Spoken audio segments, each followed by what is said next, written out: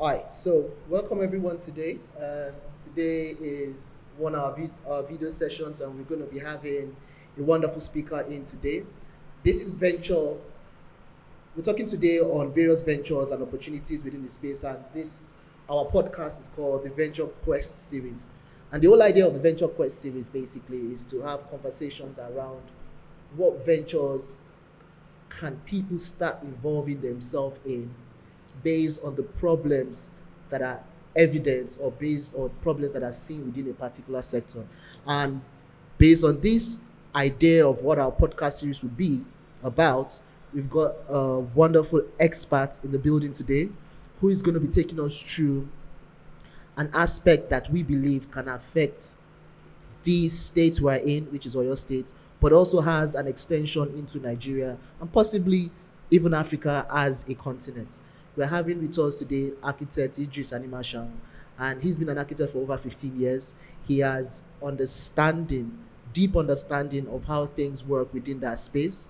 More importantly, he also has understanding within construction. And funny enough, he's also multi-versatile with a lot of knowledge and skills in different things. So it's good to have you on board today, sir. Yeah, it's a pleasure to be on your show. Thank you very much. Thank you very much. I can tell you for a fact that it's a privilege to be a pioneering guest on your show. Yeah, he is actually. Hopefully, we will see how we're able to build upon whatever the conversation is today Yes. to impact and possibly affect our environment and see how we can take it up from there.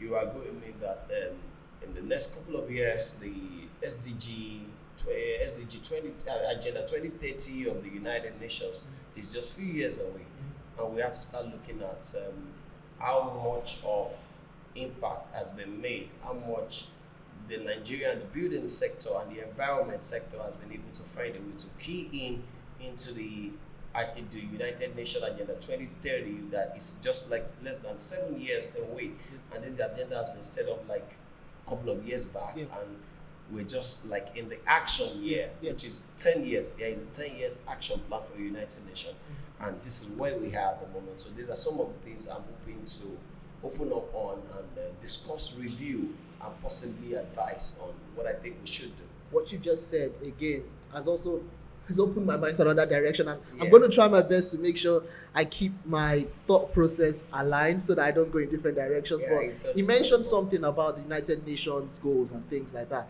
and I grew up learning about these goals. There's always a conversation about this sustainability goal 2030, this one 2040. But my question is, let's start with that.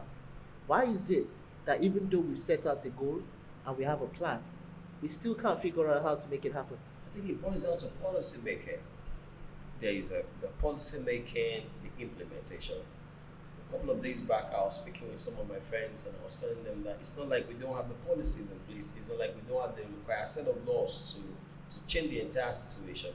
But unfortunately, our major problem is always about the implementation part. You see, you have these laws that if you do this, these are the consequences. But you have people doing this and they don't get to experience the consequences. So what that tells you is the fact that you are going to have a continuous repetition of people flouting the laws and orders of the land. And like Yoruba people will say that iluti osofe, esha osimbe. But we have the laws, but we're not implementing them. So these are some of the issues that we've been seeing as some of the setbacks with issues with aside even the Agenda 2030 of the United Nations. We also have what we call, at some point in time, we also have what we call the Millennium Development Goals, MDGs. Again, that's another one. Yes, that's another one. We used to have the MDGs, and the MDGs was, I think, 2020 or thereabout. And at the end of the day, you start looking back, and you cannot really point out to what Nigeria as a whole was able to achieve with the MDGs. At some point in time, we have the issue of subsidy removal, something like around 2011 or 2012 or thereabout. Yes. And because of that, we created policies such as the Shopee program and all of that. Where are the Shopees today? Again, you're just opening my eyes to so many issues on ground. So you have to start looking at some of these issues, and you have to start picking them and identify them one after the other. And you have to look at what is the current administration, what are the policies that we have in place that is trying to ensure that we are evolving around some of these goals. Okay, so now this is my thought again. So it's evident that with regards to being able to create those policies, we're good at that. We have Yes. those very smart people coming up with these great plans. Yes, There's this plans.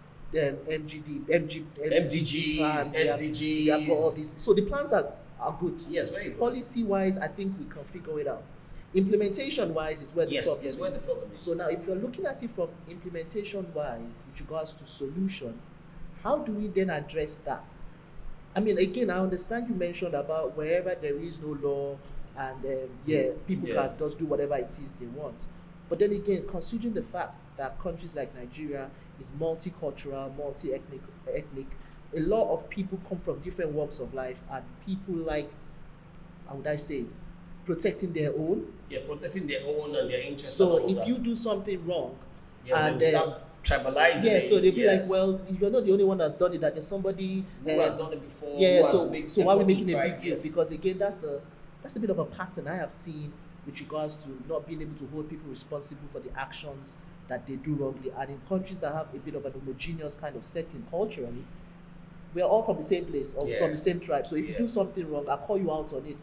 You speak my language, I speak my language, or we both have something in common. But I think over in Nigeria, it's like, it's so multicultural that you can't hold one person responsible. I think basically for me, we have not been intentional about our developmental agenda. Yeah, intentional. Yeah. Intentional. Yeah.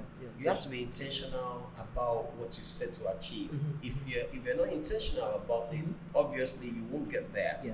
A few months ago, let me give you a lowdown of a particular scenario before we go back to the essence of this conversation. Yeah. Is that a few years ago we've had policies such like the identity managers Yeah. talking about synchronizing all of our bio data Yeah. with Yeah. respect to, you don't have to start looking for your NIN, Mhm. you don't have to start looking for your driver's license Yeah. number, you don't have to start looking for your BVN, Yeah. you don't have to start looking for your voter's card numbers.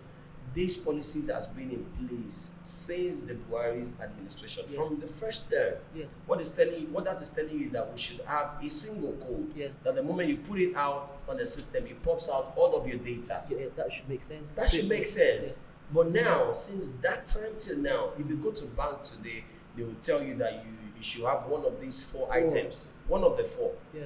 Those are your valid ID. Yeah. So they will probably request for your driver's license, Mhm. your international passport, Yeah. your voter's card, Yeah. and your national identity card. That's four. It's quite a lot, actually. It's quite a lot actually, but because they were expecting that at least you should have one out Yeah. of those, even Yeah. though the driver's license expires, even though the voter's card Yeah. does not expire, the international passport expires. There's another one that actually expires. Okay, the driver's license expires. Yeah. The driver's license expires. This other one, I think two actually Yeah, expires. national ID should not expire. National ID does not expire. But they haven't said that. Recently, I popped up my own national ID card saying, "Oh, I was part of the first people that got the first national ID," and then I'm hearing on the news that, "Oh, sorry, we're gonna have to take those one out, and then we're gonna." Yes, get they said a new they set." lost the data. They lost the data, so everybody is probably coming back to But come then, and do that's the thing. revalidation. It brings you back to this cycle of we're trying to solve a problem, but it's like Let me tell it you keeps how going. intentional countries, let me just say, leading countries across the world, let me tell you how intentional they are when it comes to data capturing. Yeah. The same process you've gone through now Yeah. is the same process your kid is probably going to go through. Yeah. Meanwhile, this problem can be solved from the root. How do you do that? The moment a child is born in the hospital, you should Yeah. capture their data Immediately. Yeah. immediately from their Because- from their because- thumbprints, from the National Population Commission, And the birth data certificate should- is issued on that Yes, day. so if the birth certificate is being issued, it Yeah. means that you should have the data. Yeah. As of today, the last time Nigeria did the national population census is in 2006. The trial census was held in 2005. In 2006, we held the census, and census that we were supposed to be doing every 10 years. This is 2023. We've That's not crazy. done another census. Another crazy. census was actually due in 2016. That's crazy. And this is 2023. That means 7 years after the last time Nigeria did a proper census was 17 years ago. Bloody hell. 17 years ago. So what we're trying to say is that you need to be intentional about the execution of some of these policies. Yes. We'll continue to have, or else we'll go in the cycle. we'll continue to have some of our best brains Yes. coming up with policies Yeah, based yeah. on their experience, Which based is- on their knowledge, which and is all good. of that, and their understanding of how the world works. Yeah. But then, how have we been able to successfully execute Yeah. some of these policies? How have we been able to see that some of these policies are being executed to the benefit of mankind? And this brings us back to the main topic today, which is construction and cost effectiveness of constructional So practices. this is really good. I mean, what we've done is that you've been able to lay a bit of a foundation to Yes, exactly. what I would call problems that we always face or that cripples everything we try to do. Yes. Now let's come back into construction and architecture, which is awesome in the sense that, as you mentioned to me just before we started recording, you talked about Cocoa House and the exactly. beauty Cocoa House had at the time in which it was built. Yes. I want to believe that people who built it then had a plan for either Southwest or even Nigeria or Ibadan as a city, Yeah. and they put that effort into building that. Yeah, There was a plan to that. Yes. And the question now is, the problem-based issue now is, why has it just been that building alone since all these days? That's the first question. And then the second question is, what are the opportunities that we can bring back with the mentality of those that built the first one? Because those that built the first one, I believe, will have a plan of, okay, after we build this, we should build another one in the next 10 years. Exactly. And we're building this because it's going to be of value this way. Yeah. Right? So let's now see how can we play that back and say, okay, what was the problem that held back the building or held back on why we've not built anyone goal- since, the goal of the goal of it, yeah, yeah? yeah. And then how do we think through ways in which we can create new opportunities around it, or maybe we revisit the plan. Okay. Can we revisit that plan? Is it possible to even check back on the plan? Why was it built? Yeah. It must have These questions They- keep popping up. Yeah. I think a few days ago I took, due to the being of possibility of successive governance in the states coming to probably say they want to put up a particular space for sale, they want to put up a particular space on hire and all of that, change of purpose and all of that. And if you look at this environment where we are right now, you agree with me that this is the first housing estate in the whole of the country. This is the first housing estate in the whole of the country. And you agree with me now that a larger percentage, a great percentage of this residential estate has now been commercialized. Yeah. Now, people who used to own properties here Yeah. are now feeling uncomfortable Yeah. because of the commercialization. Yeah, yeah. So obviously, there is a change of purpose without communication. That means that there was no intentionality from the conception to the execution. Now, the problem is successive governance in the states has decided that yes, when we're going to be having these reviews, are they having communication with the people? Are they trying to do an environmental impact analysis of how these affect their living?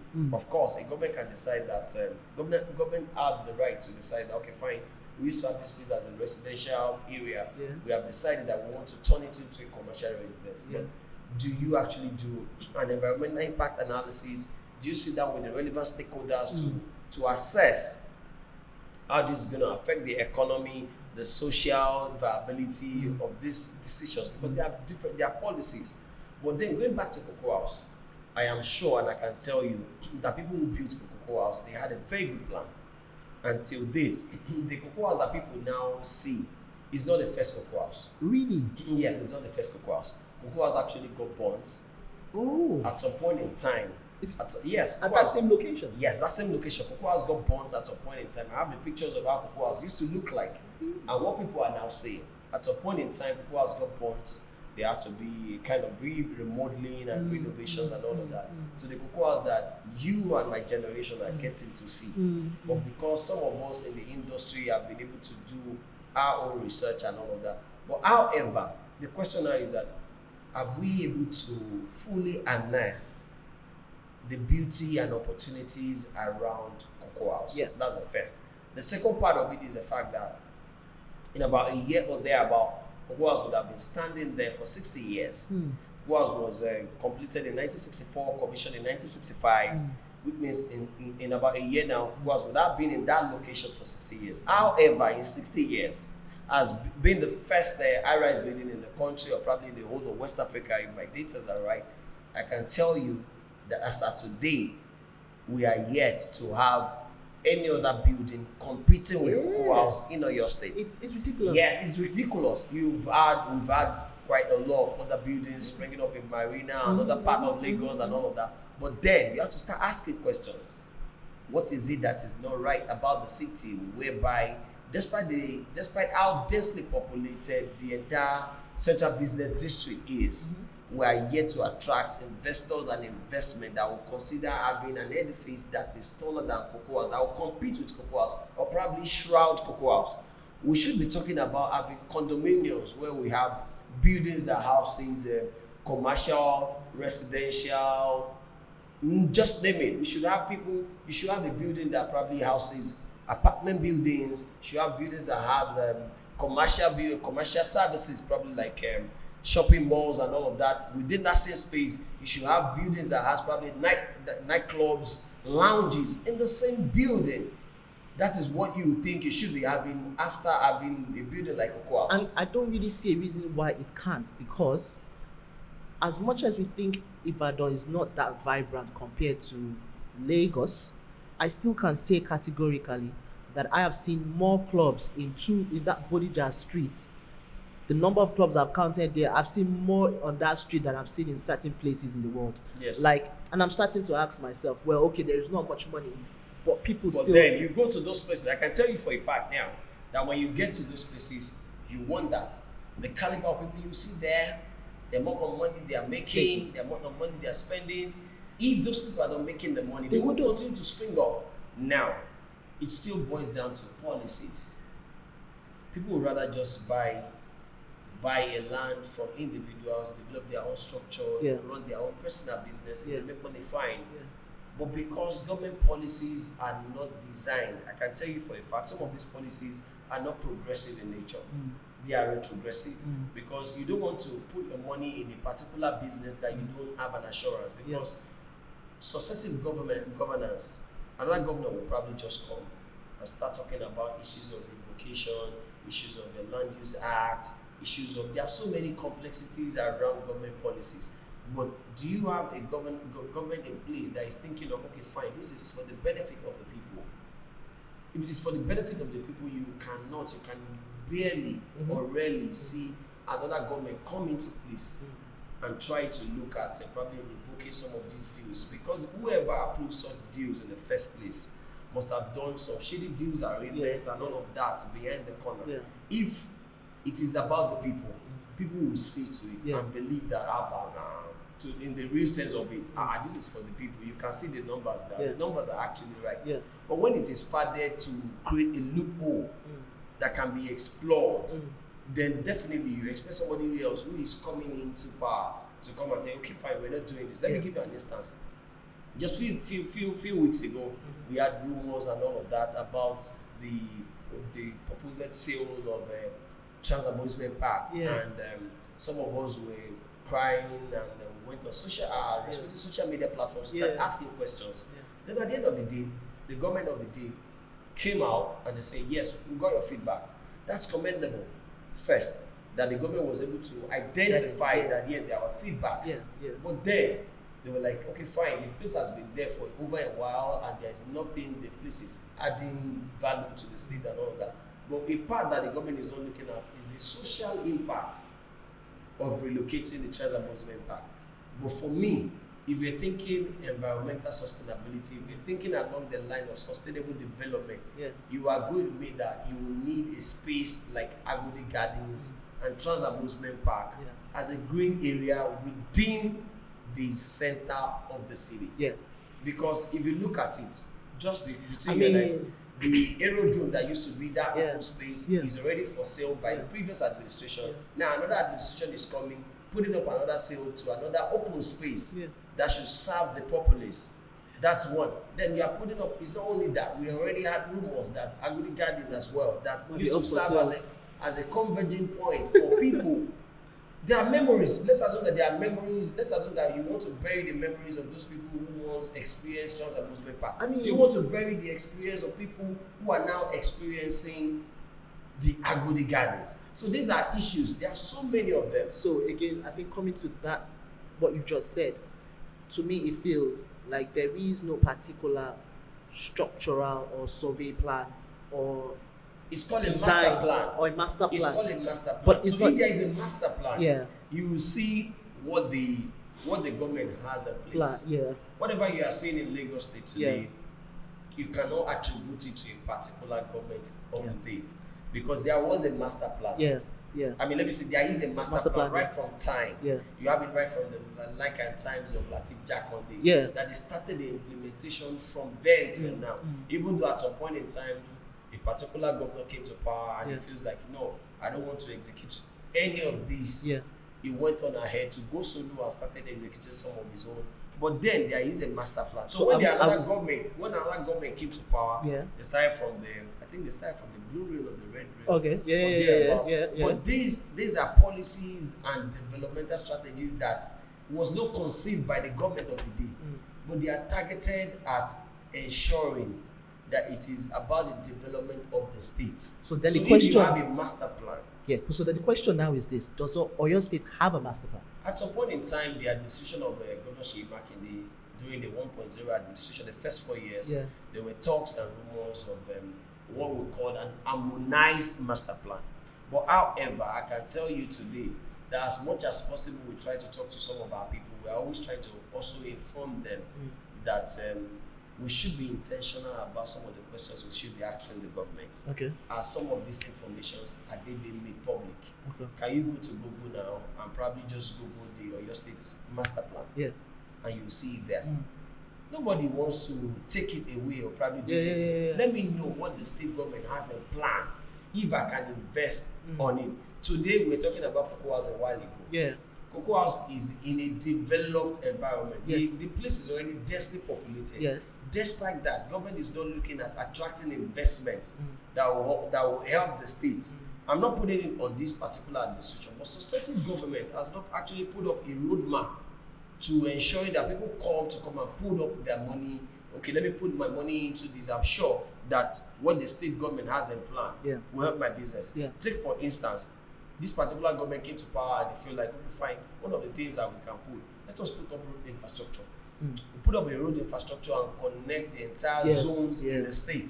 People will feel like, okay, fine, I can drive from Okeogun to Ibadan, Ibadan to Oyo, Oyo to Ogbomoso, Ogbomoso to Okeogun to Ibarapa. The entire state is 5 zones. So if a government is coming to power and they feel like, yes, let me connect these entire 5 zones, I can decide, okay, fine, I think the food basket of Oyo State is towards Ibarapa and Okeogun. I can decide I want to leave everything I have in Ibadan and go there. See, now that you even said that, wait, Oyo State is it pay setter? What is the Oyo State? Yes, Oyo State is a pay setter. Why the name pay setter? Yes, because majority of the first things that you are going to be mentioning as far as the country is concerned, as domiciled here, from the first television station, the WNTV, which is what we call the National Television Authority, NTA, that's where it is. The first high-rise building in the country is Cocoa House. The first stadium is Liberty Stadium, which is now Obafemi Awolowo Stadium. So there is the first residential housing estate is Bodija Housing Estate. So all of these things are pace setting. So unfortunately, the state is yet to capitalize on those pace setting things. That's just what I wanted to say. To ensure that they continue to set the pace by ensuring that one way or the other, some of the policies that we're going to be leaving behind are also pace setting legacies for other places to come and adopt. Today you are going to admit that the destination today is everybody wants to be in Lagos, in Southwest. However, back in the days, everybody wants to be in Ibadan because this is where the activity is. Okay, now another question I'm going to ask is this. So based on how Ibadan is geographically, I want to think that Ibadan has a lot of hill-like kind of things surrounding it. Yes. From an architectural point of view, exactly. How do you bring beauty to a city that has those things around it and connect that to something that people can want to like invest in or be part of? Great question. the city has always tried as much as possible to explore the geographical landscape of the city. And I can tell you for a fact that we've had amazing architects who has explored some of these landscapes. Take for instance, if you have ever been to a place called Cultural Center, if you've ever been to Cultural Center, you are going to admit that the integration of the Cultural Center into the landscape of Mokola Hill, an amazing architectural ingenuity of Demas Nwoko, you are going to admit that the city actually has a plan in place to explore some of these amazing opportunities. Because if you have this kind of landscape, you know that you should be playing around from the bottom, from the lowest level of Agodi Gardens. If you are at some point, you'll be seeing, I can tell you'll be seeing the Cultural Center. That's one part of it.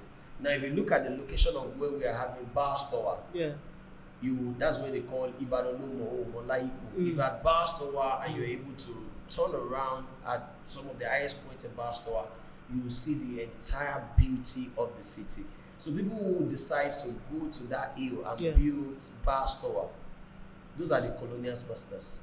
But have we been able to marry the colonization with the democratic governance and adopting some of these techniques in conceptualizing whatever it is that we're doing to celebrate and appreciate the culture, the people, and the landscape of the city? What you just said to me just blew my mind, because again, when you look at it, I've seen places like in Switzerland or in Iceland or in all these European countries. They take so much advantage of the landscape.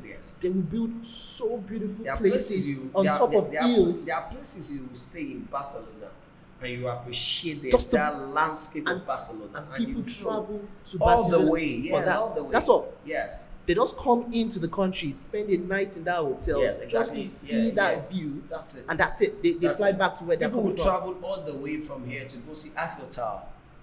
That's all.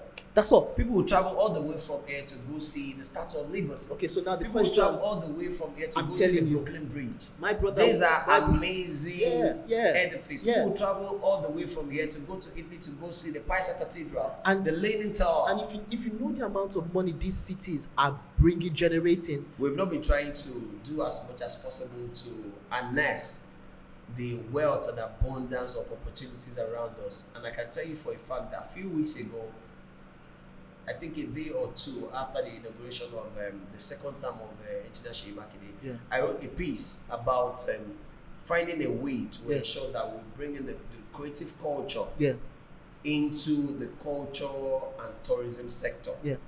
Initially, we used to have what we call the Information Culture and Tourism Ministry. But governor responded. The good governor responded by ensuring that he creates a separate ministry for culture and tourism. Now they have a mandate. Some of the mandate is to ensure that they revive some of the centers. They create a policy framework to ensure that we harness the abundance of opportunities that we have as far as the state is concerned. Let me give you an instance. In the whole world, there are only 2 suspended lakes in the world. You have one in Colorado and you have one here in your state, the Ado-Hawaii suspended lake. Are you serious? In the entire world, in the whole wide world, you have 2 suspended lakes. One in Colorado, the United States of America, and one in your state. So you now start imagine how much have we been able to promote the suspended lake in Ado-Hawaii. So there is a whole lot of opportunities. So now let me take it back to the policy framework and ensuring that the right thing is being done. At the beginning of this administration in 1.0, the governor was intentional about ensuring that it connects the entire geopolitical zones together. We have 5. We have the Ibadan zone, we have the Oyo zone, we have the Okiogo zone, we have the Ibarapa zone, and the Ogumosho zone. At the moment, he's saying is more or less like the destination for anyone who wants to go into farming, into hospitality, into architecture or whatever you call it. Why? Because at the moment, governor has commissioned the Ibadan Iseyin Road, which is Moniya Iseyin Road, Moniya Ija Iseyin Road, about a year ago. Now, governor also recently, just a few days ago, commissioned the Oyo Iseyin Road. Now, in the next couple of months, governor is also commissioning the 76 kilometer Ogumosho Fapote Iseyin Road. What that is So telling it's you like is that all road leads to Hussein, basically. all road leads to Hussein. However, Yeah. this is where the problem is. However, the government of the day is yet to come out with a physical planning arrangement to ensure that if Ibadan is developing haphazardly, Yeah. I don't want Hussein to develop haphazardly. Yeah. Now, people are building hostels now in Hussein without building approvals. People are building hostels now in Hussein without a proper road network, without a proper planning approval. So you are going to agree with me that in the next couple of years, we're going to be having a 21st century slum development in Hussein, just like what we're having in Ibadan. I totally agree. So what we are now saying is that government needs to stamp their feet on the ground. Yeah. All lands has to be on deck. You can't be building road infrastructure without ensuring that you create a proper policy framework to ensure that structures that benefit from it are properly networked and you're actually building a new city. So having this kind of podcast is getting the words out there, letting the government be aware that these are some of the things that we have identified. Government is trying, they're doing their best, but they are not doing enough. They are not doing enough if they are not doing the back end. What is the back end is by ensuring that you start having a proper layout to some of these lands, some of these open lands, ensure that you find a way to not only interconnect by road alone, by what we call a light rail transport mechanism, so that somebody can wake up in Ibadan and decide to go to Hussein, not via road. You have the dry port at Moniya now. From Moniya, how do you intend to get some of the stuffs that you have in Moniya down to Hussein?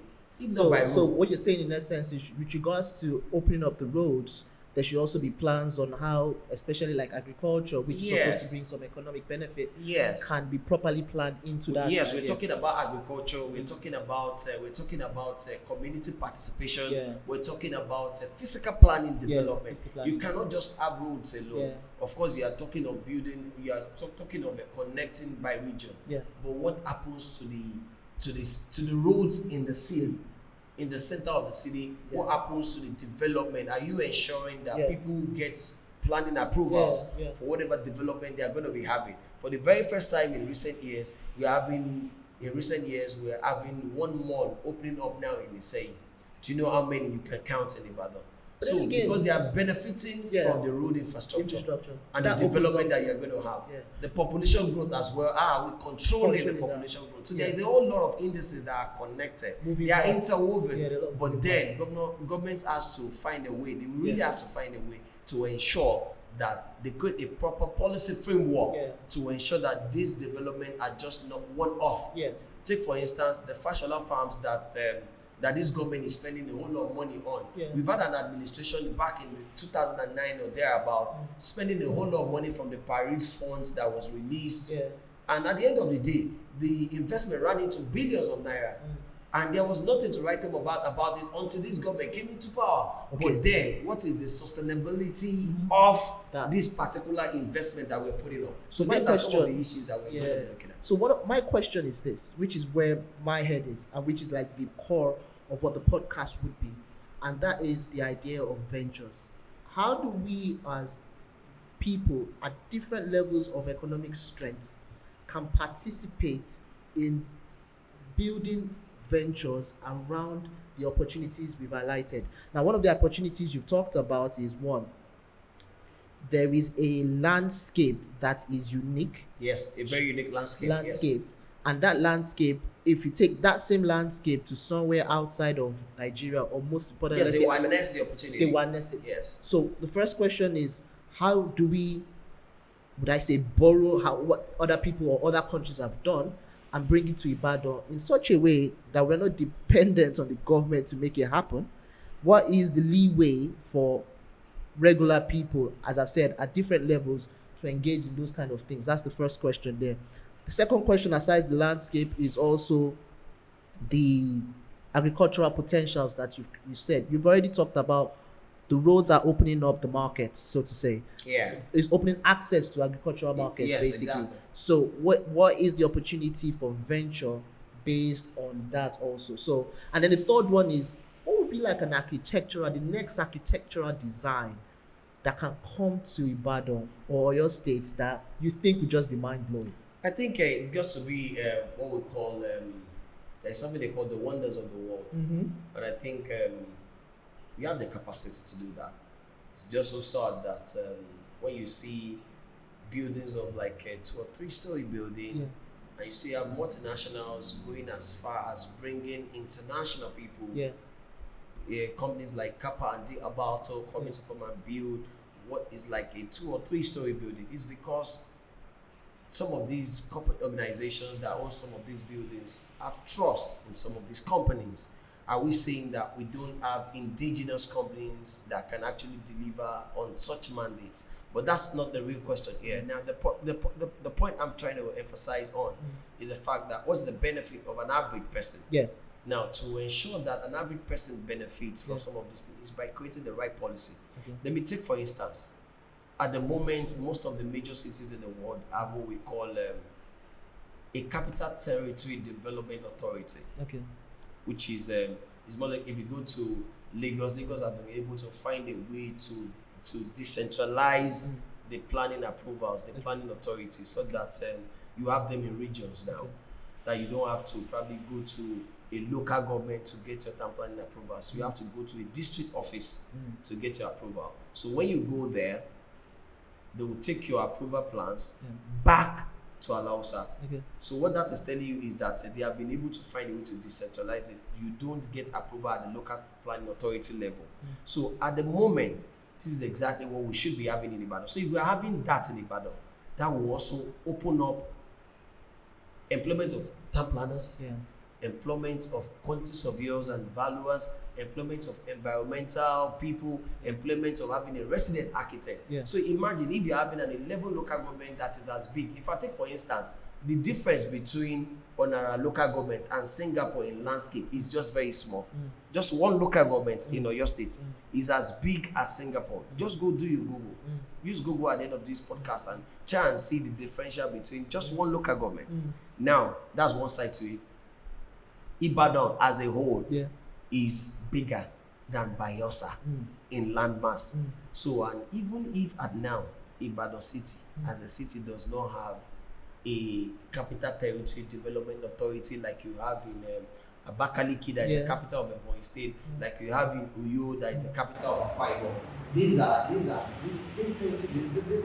territory development authorities were set up to ensure they do not give room to building collapse and all that. They ensure that some of these government policies are implemented. So you're saying that the policy of creating like that district can open up employment opportunities, prevent building collapse. A whole lot of things are going to come up from doing that. But how can that also translate into new architectural designs around? It's going to be competitive now, because when you set up, take for instance, there was a particular time I was trying to get a building plan approval in Lagos State, and I discovered that some of the laws there are a little bit stringent compared to what we have here. They were going as far as asking what is the percentage of green area that you are having. They will go as far as requesting the percentage of green area that you have. And just like I said earlier on, there's something we call enforcement. The fact that people get approval for building plans does not mean they go back to the site to construct the same thing. As much as we're using Lagos as a reference now, I can tell you for a fact right now that up to about 70% of buildings in Lagos are in the big contracts from the approved plans. They go to the approving authority to get a particular design approved and go back to site to build something that is contradicting to what was actually approved. Who is enforcing? Until we have collapse structure, that is when it starts running better skater. But now, the essence of this podcast is to find a way to highlight the opportunities that are bound some of these things that we're going to be talking about. So take for instance, if Ibadan today if Oyo State government decides to that they want to have a capital territory development opportunity, a capital territory development authority in place, we're going to have a whole lot of architects on board. We're going to have a whole lot of town planners on board.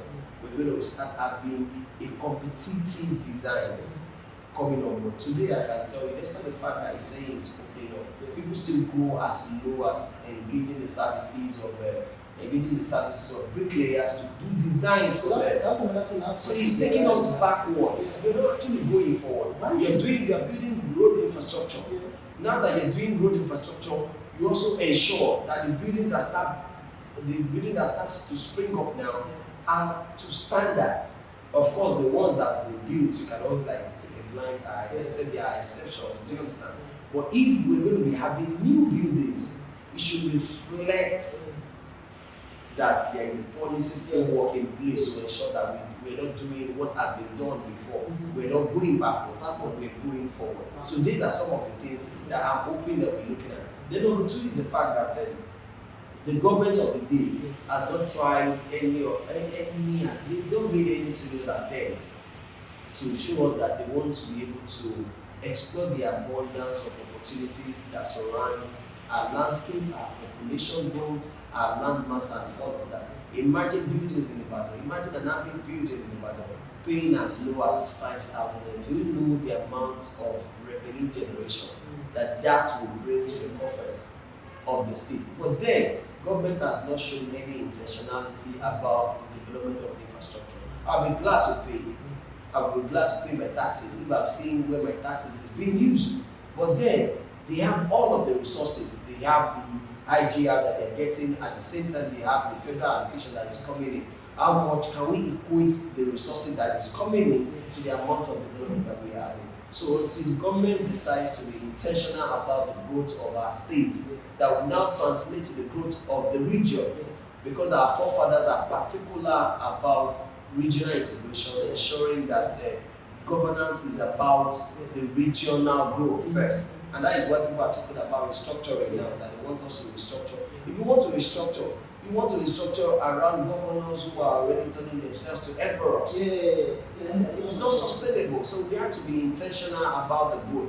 For someone like me who happens to be an average Ibadan man, I want to be able to drive around the city and see how buildings are being integrated into the landscape of Yemetu. I want to see buildings being integrated into the landscape of Mokola Hills. I want to be able to see the buildings being integrated into some of these hilly places. I want to see the environmental viability and sustainability of the landscape of Ibadan City. I want to be able to drive like about 2 or 3 kilometers around government house and not see potholes.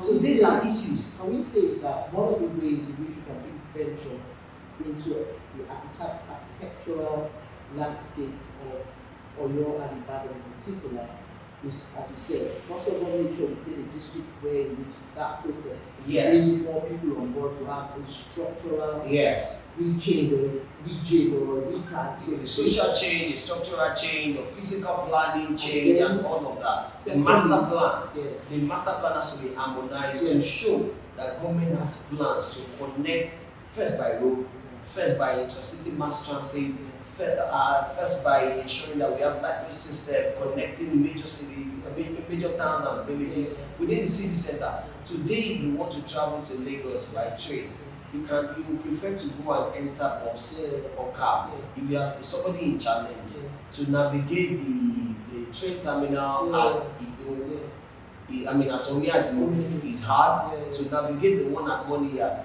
is also very, very hard. So you rather prefer to just go probably go to the road or go to the Ojo terminal to board a bus or a cab going to Lagos, or you go to the Challenge terminal to bus a cab or to Lagos. But then, it's not like we don't have development at all. But the pace is what we're actually concerned about. Because today now, you can actually just go to any of these terminals I just mentioned and just pick up a Pacesetter card and just enter a public mass transit and just tap up. And off you go. Technology, they are bringing in the technology to in.